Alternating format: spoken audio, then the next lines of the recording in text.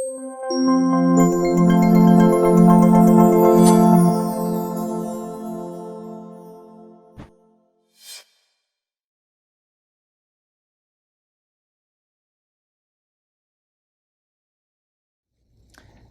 think it's still early to judge if the changes have an impact.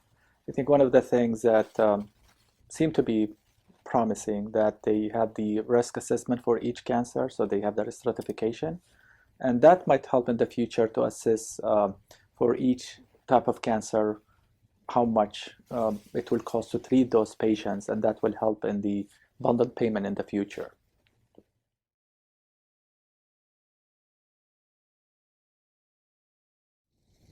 I think that hospice is being underutilized in caring for our patients. There is this mentality that hospice means that the patient's going to die very soon. And that's really not true. There are more data showing that palliative care and hospice actually help improve the quality of life, and in some cases, even survivorship. And I believe that the new changes will help and encourage the oncologists to bring up that topic sooner than later and actually maybe help the patient accept that concept and change the culture to understand that being under hospice care doesn't mean you're dying tomorrow.